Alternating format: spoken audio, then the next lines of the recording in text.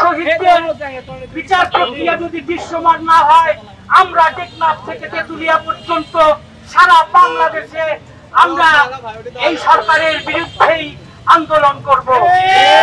সরকারের ভিতরে লুকিয়ে থাকা ভারতীয় গোয়েন্দা সংস্থার এজেন্ট যারা পতিত স্বৈরাচারী সরকার হাসিনা এবং তার দলকে রক্ষার জন্য এই জুলাই যোদ্ধার, এই জুলাই শহীদদের বিচার প্রক্রিয়াকে দীর্ঘসূত্রিতা করছে, বিচার করছে, তাও বাহানা করছে। আমরা তাদের উদ্দেশ্যে বলতে চাই, জুলাই যোদ্ধার বিচার না হওয়া পর্যন্ত বাংলাদেশে কোনো নির্বাচন হবে না।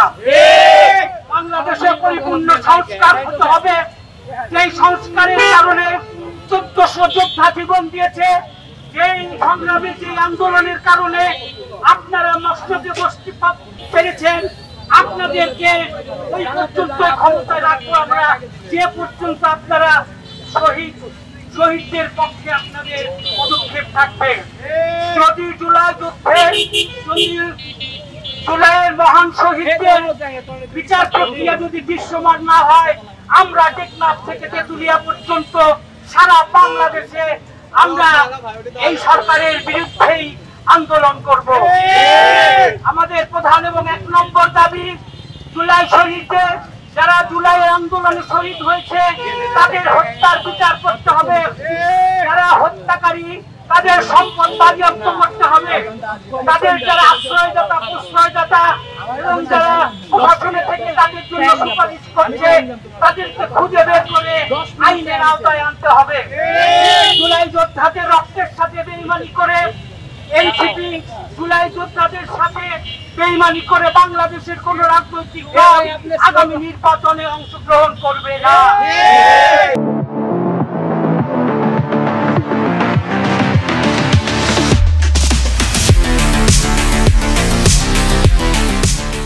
একটা তড়িঘড়ি করে ভারতীয় গোয়েন্দা সংস্থার কাজ সাজিতে আবার যদি একটি পাতানো নির্বাচন, আবার যদি একটা সকল ইলেকশন করার চেষ্টা করা হয়, এদেশের তৌহিদি জনতা সেই প্রচেষ্টা নস্যাৎ করবে। আবার জুলাই বিপ্লব হবে, আবার আমরা রাজপথে নামবো। হত্যার আসামি তাদেরকে টাকার বিনিময়ে যে উপদেষ্টা পরিষদ থেকে শুরু করে বিভিন্ন দল তারা পর্যন্ত এই মামলা বাণিজ্যে লিপ্ত হয়ে তাদেরকে ইউজ করা হয়েছে। গত কিছুদিন আগে আমাদের এক শহীদ পরিবার তারা একটা গল্পের মাধ্যমে আমি একটা কথা শুনলাম, তারা বলতেছে যে আমরা যদি মামলা না করতাম তাহলে এই পুলিশ তারা কি এই আসামিদের ধরতে পারত।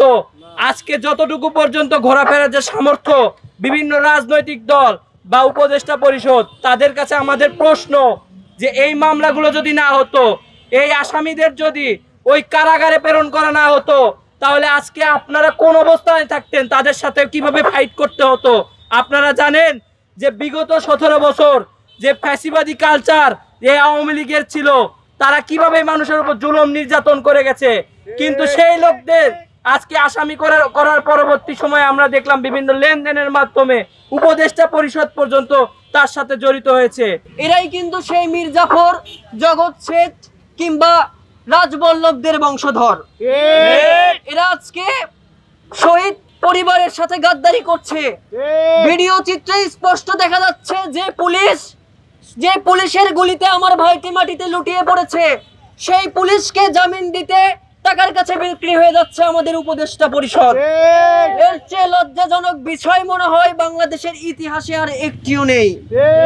আমরা দেখেছি আমাদের বিগত স্বৈরাচার সরকার মুক্তিযুদ্ধ নিয়ে চেতনা করত, মুক্তিযুদ্ধ নিয়ে ব্যবসা করত।